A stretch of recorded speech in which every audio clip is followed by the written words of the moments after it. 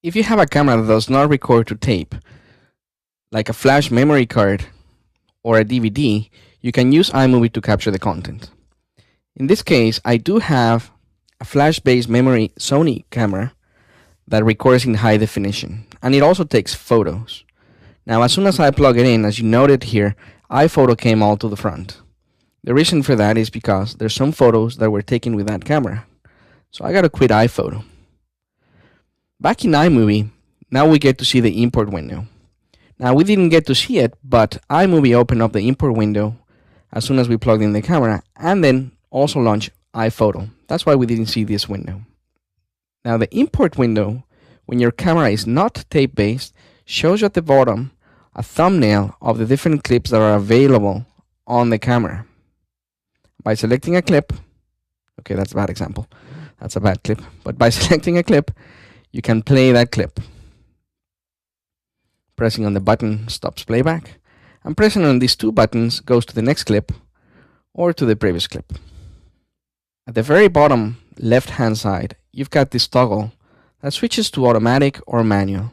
The difference between automatic and manual is that in the automatic mode, you get to import all of the clips at once. And as you can see, you don't get a checkbox underneath each one of the clips. In the manual mode, you do get a checkbox. And what the checkbox means is that that clip is going to be captured when you click on the import button. You have another option that says uncheck all or check all, depending if you toggle or not.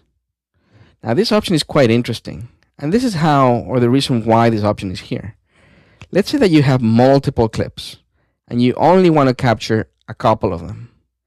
In that situation, you would uncheck all and select the few clips that you would want to capture, and then import the checked clips.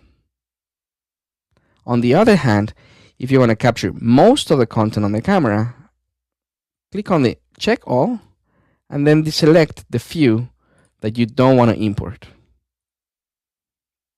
and then import the checked clips. Now in this case, that's exactly what I'm going to do. I'm going to uncheck these few clips and then click on the import button. When you click on the import button, you get the typical dialog box where you get to choose an event or select a new event or create a new event. So I will create a new event, HD sources. I'm going to keep them on the same event, not going to analyze, and then a choice for high definition video. I leave the default for the time being. Click on the import button. Now, once you click on the import button, iMovie goes to the process of importing. You get a progress bar underneath each one of the clips. As soon as it finishes with that clip, it goes to the next one. You get a preview over here in the viewer at the top. And the clips that have been imported get a little flag saying they have been imported. At the end of the importing process, iMovie is going to go through the process of creating the thumbnails. And once it's done, it gives you a dialog box saying how many clips were imported and how much time those clips take. If you want to do further importing, you can come back, check the clips that were not imported, and then you may want to continue importing, or just leave the window. Now, before you go and leave the window, there is a button over here that allows you to unmount the camera from the desktop. If you're done with the camera, you can just unmount it, and that way you can unplug your camera. If you want to do further capturing later, don't unmount the camera, click on the done button, and at a later time, you can come back and import again. Note that when you open up the import dialog box again, you get the check marks all over again, regardless if the clips were imported or not.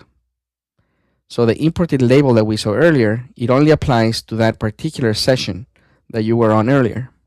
Once the importing process is finished, you get to see the clips as well as the event in the event library.